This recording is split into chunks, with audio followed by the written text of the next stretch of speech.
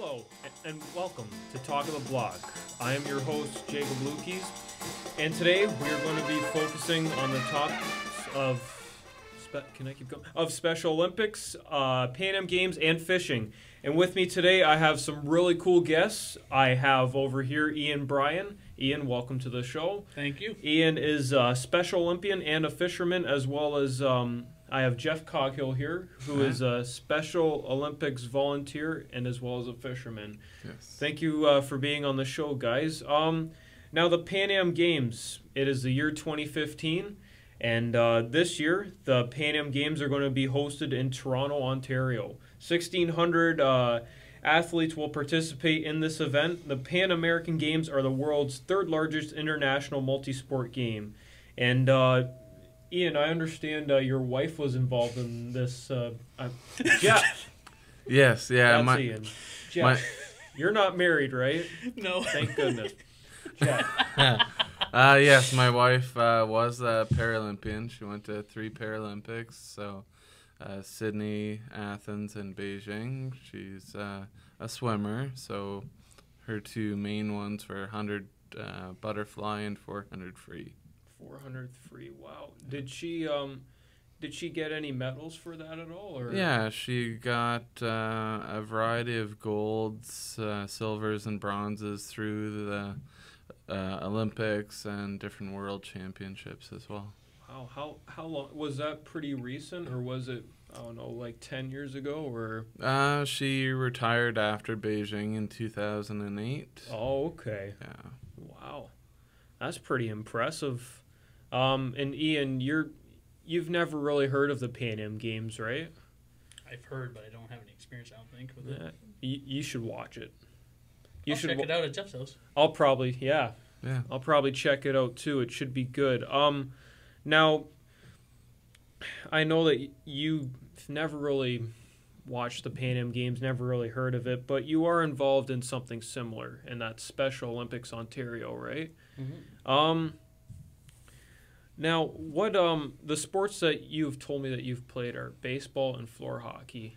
Now, how did you get involved into baseball? 2004, I first started and met a couple of my friends who were still in floor hockey with me, who were all talking about this baseball program, and it took place down at the far side Minnesota Park, and I went to try it out, and it was just as fun. Plus, got to hang out with more friends, and then started every year. Then there was competitions, baseball tournaments. That became more and more fun as we went on. Plus, we'd go there to practice and meet up with our friends. So, really, you get to meet new people. But when I first went down there, that's basically how it started. And my old coach was Doug, and he was a really nice coach. He loved me when I caught the winning catch in 2005 and got us the gold medal when I got 11 home runs. Oh, wow, right on. He jumped for joy. Never seen him happier. So 2005, that was probably your best season, right? And that was like for baseball, it was, yes. Yeah, best season for baseball. Like, that was probably your very first one, right? Or for the tournament, yeah. Wow, right on. And then after that, it's just been pretty steady then, or? Well, we've gone a couple new tournaments lately, but our players are different. We have new athletes in them. Rob Perrin and my friend Duncan, he's still in baseball. But really, you just go there to have fun, and if you do well, you do well. If you don't, you don't. Yeah. But the more people that you go hang out with, the more fun you're going to have. Yeah, it's not so much a competition, hey, it's just based on having fun. Based on having fun. Hitting your balls and making sure someone catches it. Exactly, yeah. Hitting your balls out of the park. There you go. So, you are volunteer coach. Yes. Okay. Yeah, I started out, my wife and I were coaches for swimming, and then I decided to look into something for the summer sports, so I helped with baseball or softball, and then just this year I got into the floor hockey as well. So. All right, on. Well, we are going to have a short break, and we will come back to the topic of floor hockey right after the break, and thank you. Sounds good.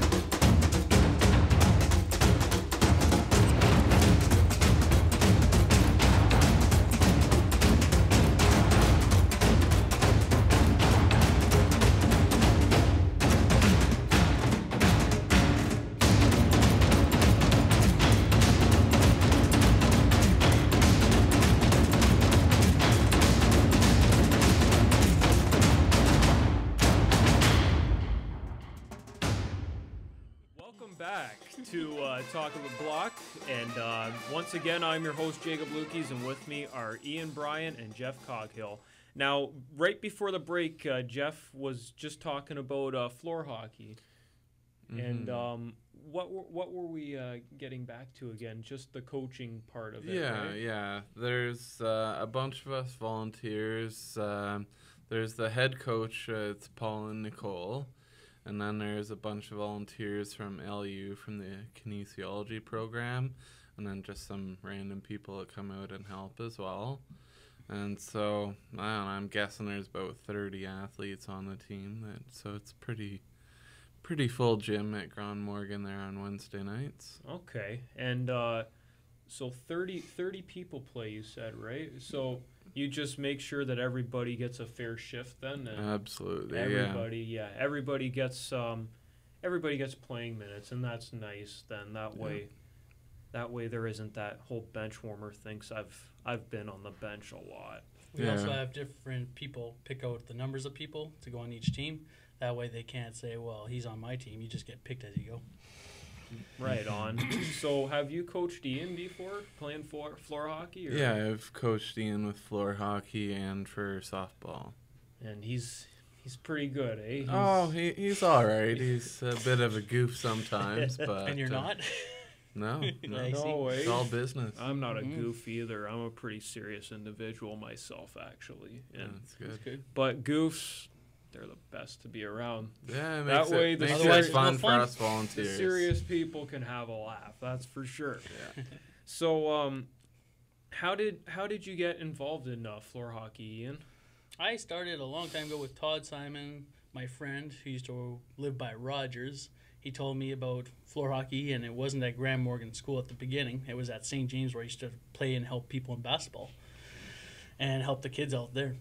But then they moved it to Grand Morgan, and when it started at the very beginning, I got to meet new people, which was, always a good thing.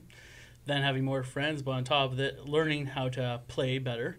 Then they asked us if we wanted to be center, right winger, whatever. I chose right winging. I've done every single spot there at floor hockey now, but I did not like defense. No, yeah. And what are you currently doing mostly for floor hockey? You're mostly in net, you were saying, right? Or yes, I took part in it in 2011 when I volunteered to go in net because we need a new goalie, and I have a 97% saving average now. 97%. Some of my friends even bully on me and say, "Well, no wonder you blocked it. Look how big you are." Yeah, you got any trophies from it at all? Or? Medals, yeah. And we'll be going to Ottawa soon on May 7th. May 7th, okay. Yeah. My friend Joey and I were on the team. Duncan Boyd, Alan Warren, we're all going down there. Certain people that were in the Toronto trip last year when we won, and when I had that shutout against the Ducks 5-0, that was pretty impressive for my first year in net. And we had lots of new fast athletes. Amy, Steven has always been fast. But we all go down there to also have fun. And like I said, the volunteers such as Jeff, they come out and challenge us every Wednesdays. And to go through the drills with us, we have to start doing a little bit more drills, I think. I'd like to start a little bit heavier drills when they can shoot on us more so we can practice for the big games. Mm-hmm. But that's up to the volunteers and the coaches to decide. So it sounds like you do make a big deal out of having a practice before a game, right? Just to make sure you guys are in tip-top shape. Well, we want them to know our positions and stuff and their positions. Mm-hmm. That's why, we have the practices before. We normally go for about a 45-minute practice, plus we do stretching and warm-ups, just so your body can get better. I don't really have to put it that way, but just so you're warmed up and ready to go. And then you have more, fun also learning the new skills with the other people and the volunteers. So anybody with any sort of disability can play, right? Any age group too?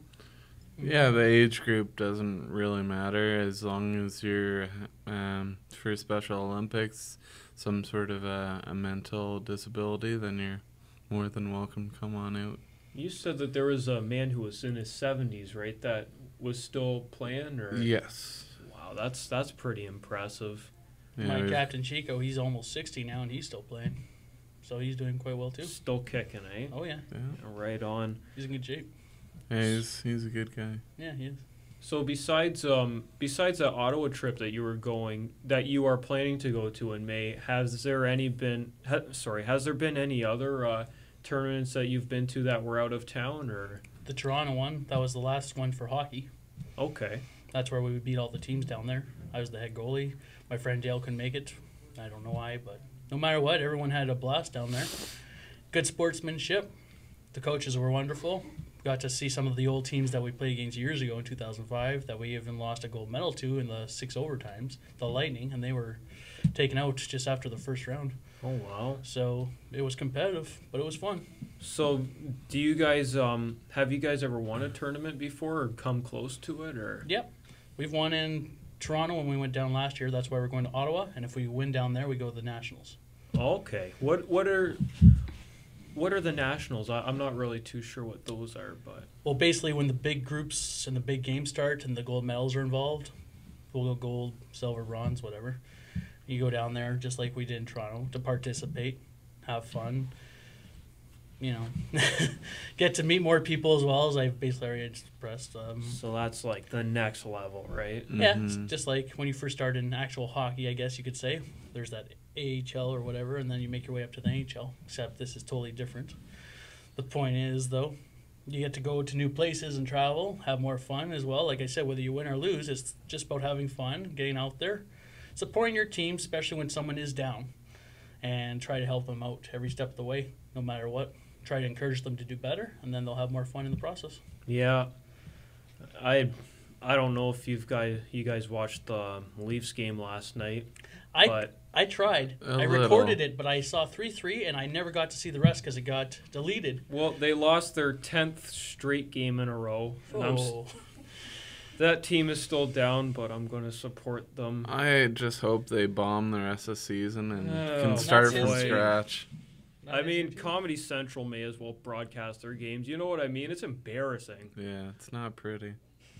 It isn't pretty at all.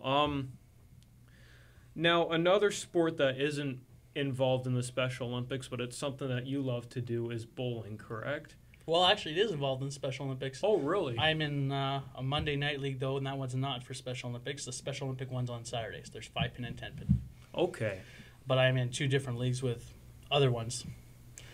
Monday night, Galaxy Lane, 7:30. Thursday nights, I'm at Superior for 8:30, and that's with the actual leagues as well. And I don't consider it cheat because people say, well, you're going to the Special Olympics and you have a higher average than most others. That's not fair. Well, I got lots of friends in the Special Olympics that do the exact same thing.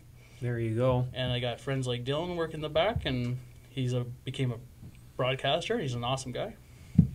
Got to know him well. Just because we're on disability doesn't mean anything. Yeah, exactly. And you're going to Timmins, right, for bowling, if all goes well for you, right? Or yes, if I can find a coach. Every single one I've tried to meet hasn't been around, and I paid my $700, so it'd be nice to go. Yeah, and that's for not sure. Special Olympics. That's to go down there, and if we win, I know I'll be on a team of a group of 5, so other people, one from Montreal, Toronto, Ottawa, and I'm the one from Thunder Bay. There's someone coming in as well from Timmins, but I don't have a clue. It'd be nice to practice too, but I need to meet a coach You a bowler? who's willing to come down. I'm sorry. That's all right. Cut you off. That's all right. But do you bowl too with the? Not with just for fun. We go occasionally. This week I filled in for one of his friends in the Monday Night League. Guy got a concussion, so just filled in for him. I might join into a league next year. Okay. Have you ever? I've only bowled over at 140. That's all right. You'll make your way up. I'll make my way up. My best ever is 212, but I haven't That's bowled not bad. that high in a while. So That's actually really good. You've got like a 300, right? My highest game was 359. Holy, yeah. Just missed my 7 in a row by 1 freaking pin. Okay. But still got time. Right on. Out of all the sports that we have talked about, do you have a favorite at all, or do you just love them all? I love them all, but the fishing's not part of the Special Olympics. I would love to have a bunch of kids involved in that, even if I prepared the whole thing. You would do that, eh? Just I would. Go the extra mile. I'd take them fishing at Boulevard Lake. I'd take them fishing wherever they want to go, rainbow trout fishing, help them, whether it's competable or not. Just to get them out there to have fun would be a blast, and try to help them learn more how to fish properly, the proper way of catch and release, tail and belly when you're releasing a fish. Yeah, but you'll just focus on baseball and hockey for the most part, right? And then maybe when you get older, I am older. It's time to do something about it and get them out there. Right on. You're still young. Now, we're going to go to a short break now, but after the break, we are going to be discussing probably Canada's most favorite pastime, and that is fishing. Sweet. So after the break, we will be back.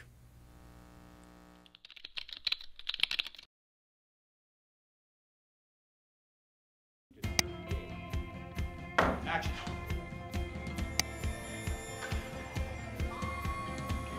You get a chance to try many different things, anything from editing to camera work to directing and producing.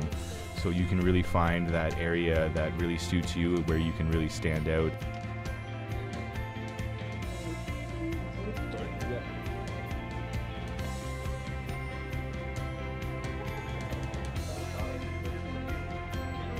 The staff is great. They've all been in the industry for countless years. They're really supportive, just the perfect people to guide you into the future of your career.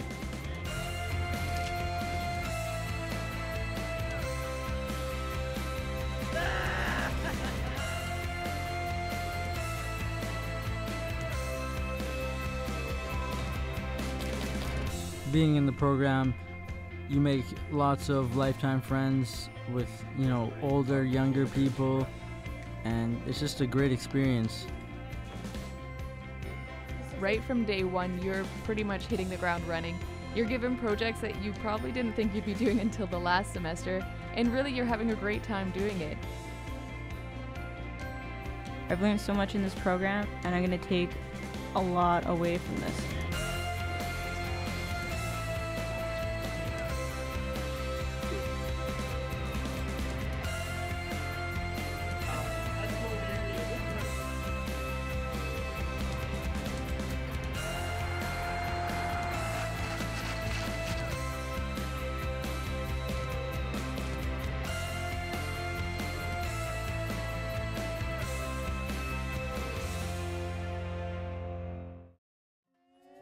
Welcome back to Talk of the Block. Once again, I am your host, Jacob Lukes, and with me today are my good friends Ian Bryan and Jeff Coghill. And right now, we're going to talk about Canada's favorite pastime, I suppose. It's not hockey, but it's something that we do in the summertime, and it's called fishing. Well, you can do it spring, summer, winter, and fall. Yeah, that's fishing. true. You know what's a good fishing song? You know that song, I'm Gonna Miss Her? Yeah, by Brad Paisley. By Brad Paisley, yes, sir. I own it and listen to it all the time, Yeah. especially when out on the lake. Oh, I know it off by heart. If I'm in the boat and I have an iPod with a speaker, that's my jam, you know what I mean? I'm totally with you. I understand that you are a fish whisperer, or somebody has called you that. My brother started calling me that almost 8 years ago, and I just loved the name. Then he made a video of me actually called the Fish Whisperer, which was pretty cool. And I was excited to see that, of course. Who wouldn't be? And then all my friends that I've met over the years who wanted to start catching more fish, I just said, well, come with me. You'll be glad you did. There's plenty of fish out there, that's for sure. Stop looking at the dating sites. So, what I did was I found the Fish Whisperer definition on Urban Dictionary on the internet. And what that website said was a fish whisperer is a proficient fisher who knows not only how to catch all types of fish, but also knows what they are thinking and can teach others to do the same. So Ian is such a fish whisperer, he can teach Jeff how to catch whatever fish Jeff would like to target. This is true. Yeah. So you don't even need a fish finder. You don't even have to pay the, $2.40 at Canadian Tire for one, or... Actually, I never paid attention to them because I never needed it. There you go. Caught my first fish when I was 8 years old. I've been fishing ever since. No one else in my family does it. And my dad actually hates people who just like bait. And he has a thing about treble hooks, too. So he doesn't does not like approve. live bait at all? No, No. eh? One time I was on my way to the movie with Jamie Gill. It was raining, and my dad grabbed Jamie and said, "Don't step on the worm." And he's like, "Jeez, it's a worm." He's like, Yeah, "He's it's a got worm." feelings too, Jamie." He's how he does not like live bait at all. Yeah. I think worms like being on the hook, to be honest with you. Especially in Boulevard Lake. Yeah, they dance a lot on the hook. Oh, yeah. Seems like they're having a good time. And to the me. bottom feeders, the suckers, they come up and attack it just like nothing, just like if they were having a cigar in their mouth on a break. Yeah, That's right. Exactly. Yes, for sure. So now you guys have fishing licenses, right? Mhm. Yes. Where, if somebody wanted to get one, where would you recommend the best place for one would be? DNR Sporting Goods DNR Sporting Goods on Memorial Ave, right? by the complex, yeah. And that is, also right beside Boston Pizza. Mhm. True. So, Yes, yeah, sir. Good spot for supplies as well. Yeah. Very good hooks and stuff and good spoons. There's hunting and fishing in there as well, so it's actually a good place. right on. Now they give you the option of the 3-year and the 1-year. I'd recommend getting the 3-year. Mm-hmm. Yeah, makes sense. You're there, you might as well just get the 3 years and don't have to worry about it. Yeah, that way you don't have to come back in a year to renew it. Yep. Just do it in 3. Now for some people there is an exception, right? If you have a Yeah, people with disabilities can avoid purchasing a license depending on what type of fisher they are. If they're just a recreational fisher, then they can just use a handicap car pass as their fishing license, or people that are blind or visually impaired can use their CNIB cards as their fishing license. Okay. So yeah, if a game warden comes by, all you got to do is just show them that and you're good to go. You What gotta be is- very careful too when you're going in the rivers, like the McVicker Creek, Mackenzie River. When you're going after rainbow trout, we discussed this earlier. Yeah. They got to be at least 27 inches because if you get caught with one under that limit, you're looking at a big fine. How big? About $1,000 $1,000. That's because they're spawning in the season, for one thing. I think this is kind of dumb in my opinion, but there's for everyone else out there, for like me, for example, you can only keep one fish, and if you're a native, they can keep as many as they can get, really, which I think is dumb. really how. And that's And there's that no is size a, limit to it apparently at all. and that is a documented rule, right? Like Yeah, Apparently, you can yeah. look on the Government of Ontario website for fishing limits, and Yeah, you can only get the one rainbow. and they can keep as many as they want, which I still think is pretty stupid. well, It's just because if we have to, they should as well. It's just population control of the fish. it's politics. That's I know. everything. You go way back to the old days too, but Everything's about politics. I usually catch and release. That's what I do, especially if I'm going pike fishing. To me, pike are a little too bony. I have eaten them before. I have picked out many bones out of pikes. yep. But pickerel and bass, golden. Pike do taste really good though too. If you catch them in the spring and ice fishing, they're very yeah. tasty in the cold water. If the water's like in the actually up until June, they taste pretty good because the water's still cold. True. Because spring basically comes at the end of May for us, really. Yeah. I just love to catch pike and bass because of the big battles. Oh yeah, they just like to They're run very right into aggressive. right into the weeds, and they pull a good fight. Have you yeah. ever? I've lost a lot of lures actually. A lot of them were my dad's. My dad got mad at me. I had to buy him some lures. Would you like me to teach you some fishing knots after? You know what? I probably would. Alright. probably would. Yeah, he's got one really good one that he uses. I'm not even surprised people at DNR with. Because I used to work there. So, what's your best fishing story, guys? Like, do you guys fish together at all, or?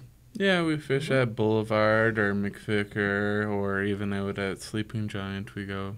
I took him out of my boat.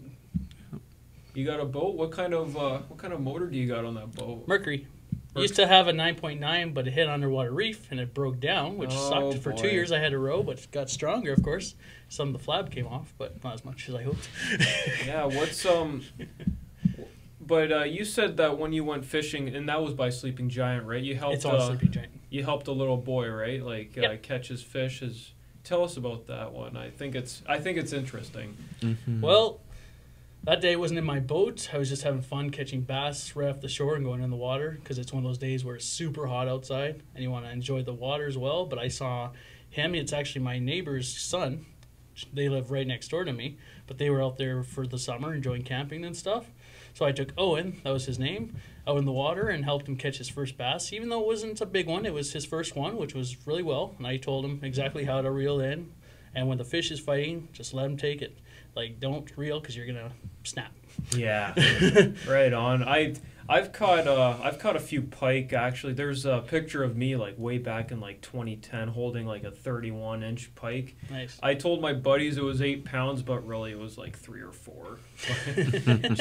just to make it look better. But I know how that's fishtails. What I did was I put it